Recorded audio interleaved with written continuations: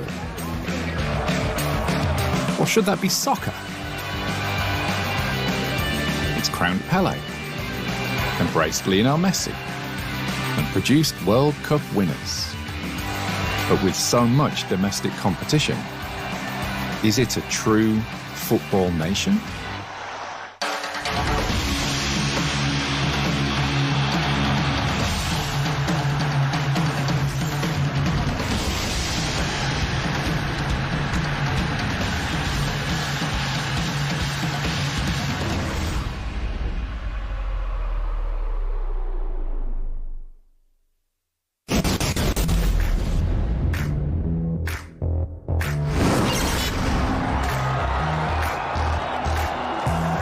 The United States of America is one of the very few countries in the world where football is not the dominant sport.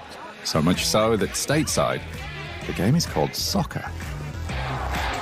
Football is reserved for American football, which, along with basketball and baseball, overshadow the rest of the domestic marketplace.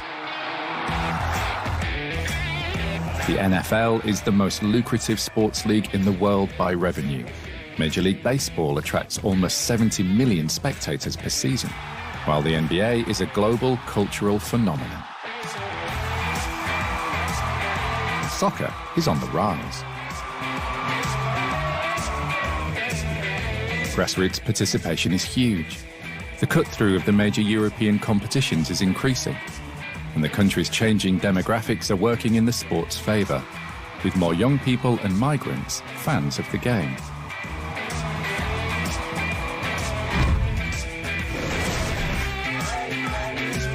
In such a crowded marketplace, winning is important. And the US men's team has never been especially successful. While the rest of the world was developing football fever, the US failed to qualify for 9 World Cups between 1954 and 1986. This period also happened to be the golden age of the North American Soccer League, when some of the greatest players in football history cashed in on their fame. Icons like Pelé, Franz Beckenbauer, and George Best savoured the lifestyle and revelled in their comparative anonymity. The league itself was short-lived and gimmicky, but it laid the foundations for a brighter future, paving the way for hosting rights for the 1994 World Cup and Major League Soccer. But while men's football, internationally and domestically, has been a slow burn, the women's game has been world-leading. The US women's national team are 4-time World Cup winners and 5-time Olympic gold medalists. The National Women's Soccer League is industry-leading. In 2019, Nike announced the shirt worn by the likes of Megan Rapinoe and Alex Morgan at that year's victorious World Cup was the biggest single-season seller in US history.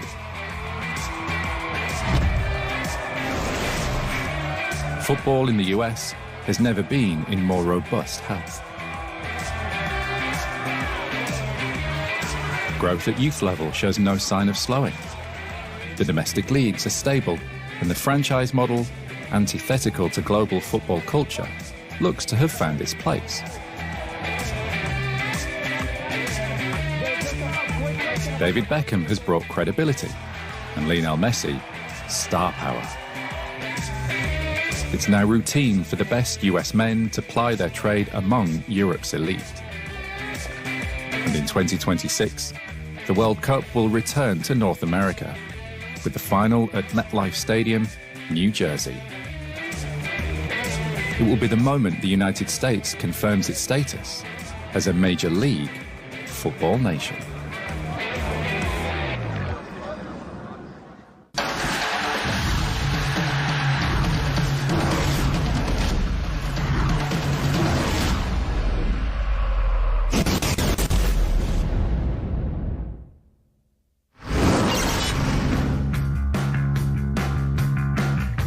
New York Cosmos played their debut match in 1971, during the 4th season of the North American Soccer League. The competition was inspired by the popularity of the 1966 World Cup, but its first few seasons were beset by financial difficulties and an audience slow on the uptake. Players were largely semi-professional, and the league was forced to adapt playing regulations to satisfy broadcasters and make the game more appealing to fans used to American football, basketball, and baseball.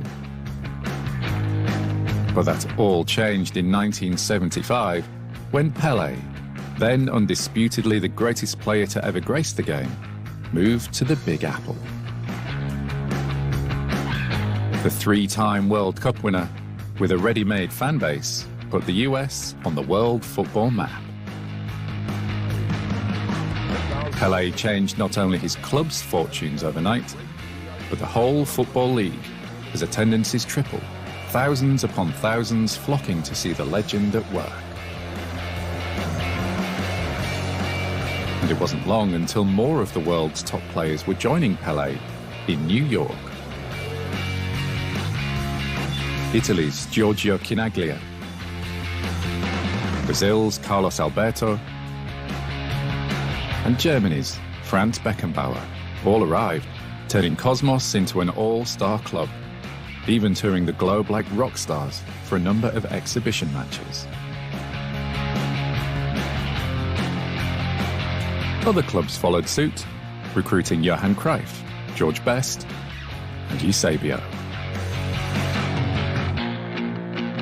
In 1977, Pelé's final match, the Cosmos claimed their second soccer bowl. A fitting tribute for what the icon had brought to the American game. More importantly, the match marked the arrival of club football in the US, with an attendance of over 77,000. But by the time the Cosmos had claimed their fifth and final soccer bowl in 1982, the NASL was collapsing. The celebrity-endorsed sugar hits failed to convert into a sustainable business model. Attendances were dropping, finances were in freefall, and the shop shut just 2 years later. Before Cosmos, the game in the United States, the soccer game, was only for children. But today, if you see the best pastime and the best sport between the kids from 7 to 20 years old is a football soccer. This was the work who Cosmo did for the game in the United States. And I'm proud because I was there. I started with that. It was over a decade before a similar project was attempted: Major League Soccer. Created in tandem with the 1994 World Cup bid, MLS did not inspire confidence during a rocky early phase from 1996 to 2002. Since then, the league has bedded into the landscape, thanks to the proliferation of soccer-specific stadiums to provide a unique match-going experience, and the implementation of the designated player rule, allowing teams to sign the likes of David Beckham and Lionel Messi. The resulting rises in revenue and broadcasting deals now make the competition a permanent fixture. By the 2020s, with average attendances in excess of 20,000, MLS had grown into one of the top 10 highest attended football leagues in the world. It remains a quintessentially American iteration, with the champions decided in post-season playoffs and a mid-season break for an all-stars contest. But now that the foundations are secure, the recruitment of superstars like Zlatan Ibrahimovic, Luis Suarez, and Messi feel less like essential components of the competition and more like commercial investments, guaranteeing exposure and growth. Expansion fees for new franchises have skyrocketed from $10 million in 2005 to $200 million in 2020. Throughout, the competition itself has remained remarkably even, with 15 different champions since 1996. and the further 7 franchises that have finished on top of the regular season ladder without winning the title. And despite all the razzmatazz, players with the greatest long-term impact are hard-working local professionals, like Chris Wondolowski, the league's record goal scorer, and Nick Rimando, who holds the record for career wins, clean sheets, saves, and overall appearances. This successful blending of unique elements of US sport with global football culture and authentic local competition have made Major League Soccer an enduring success and contribute greatly to the United States of America, standing proudly as a leading football nation.